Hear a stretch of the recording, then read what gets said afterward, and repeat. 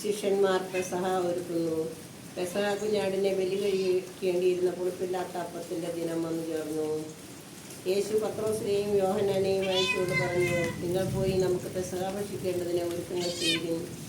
അവർ അവനോട് ചോദിച്ചു, ഞങ്ങൾ എവിടെ ഒരുക്കണമെന്നാണ് നീ ആഗ്രഹിക്കുന്നത്? അവൻ പറഞ്ഞു, ഇതാ, നിങ്ങൾ പട്ടണത്തിലേക്ക് പ്രവേശിക്കുമ്പോൾ ഒരു കുടം വെള്ളം ചുമന്നുകൊണ്ട് ഒരുവൻ നിങ്ങൾക്കെതിരെ വരും. അവൻ പ്രവേശിക്കുന്ന വീട്ടിലേക്ക് നിങ്ങൾ അവനെ പിന്തുടരുക. ആ വീടിൻ്റെ ഉടമസ്ഥനോട് പറയുക, ഗുരു നിന്നോട് ചോദിക്കുന്നു, എൻ്റെ ശിഷ്യന്മാരോടുകൂടി ഞാൻ പെസഹ ഭക്ഷിക്കുന്നതിനുള്ള വിരുന്നുശാല എവിടെയാണ്? സജ്ജീകൃതമായ ഒരു വലിയ മാളിക മുറി അവൻ നിങ്ങൾക്ക് കാണിച്ചു തരും. അവിടെ ഒരുക്കുക. അവർ പോയി അവൻ പറഞ്ഞതുപോലെ കണ്ടു, പെസഹ ഒരുക്കുകയും ചെയ്തു. സമയമായപ്പോൾ അവൻ ഭക്ഷണത്തിനിരുന്നു. അവനോടൊപ്പം അപ്പസ്തലന്മാരും. അവൻ അവരോട് പറഞ്ഞു, പീഡ അനുഭവിക്കുന്നതിന് മുമ്പ് നിങ്ങളോട് കൂടി പെസഹ ഭക്ഷിക്കുന്നതിന് ഞാൻ അത്യധികം ആഗ്രഹിച്ചു. ഞാൻ നിങ്ങളോട് പറയുന്നു, ദൈവരാജ്യത്തിൽ ഇത് പൂർത്തിയാകുന്നതുവരെ ഞാനിനി ഇത് ഭക്ഷിക്കുകയില്ല. അവൻ പാനപാത്രം എടുത്ത് കൃതജ്ഞതാ സ്തോത്രം ചെയ്തതിനു ശേഷം പറഞ്ഞു, ഇത് വാങ്ങി നിങ്ങൾ പങ്കുവയ്ക്കുവിൻ. ഞാൻ നിങ്ങളോട് പറയുന്നു, ഇപ്പോൾ മുതൽ ദൈവരാജ്യം വരുന്നതുവരെ മുന്തിരിയുടെ ഫലത്തിൽ നിന്ന് ഞാൻ പാനം ചെയ്യുകയില്ല.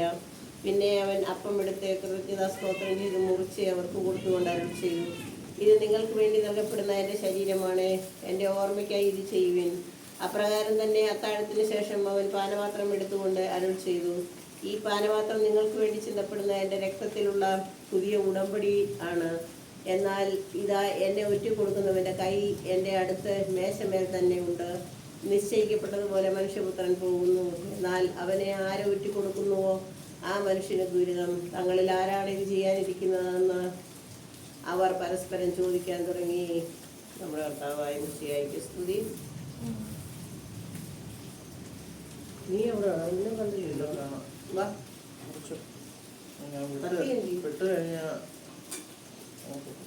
ഇതെടുക്കാദ്യം കുരിശ്.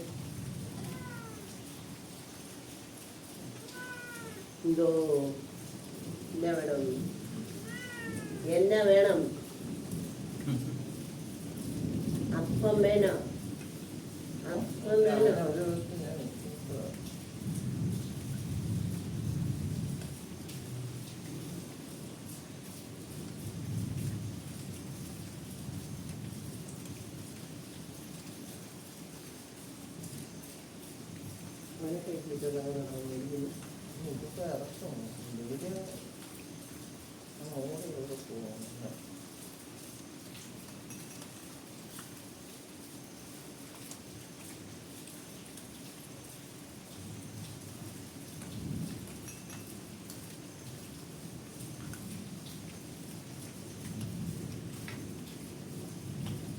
കൊടുത്ത് വായി വെച്ചോട്. വായിൽ നിന്ന് കണ്ട മുക്കി. എൻ്റെ ബ്രൗൺ പാത്രമുണ്ട്. വായിലില്ല, കൈ മേടിക്കണം.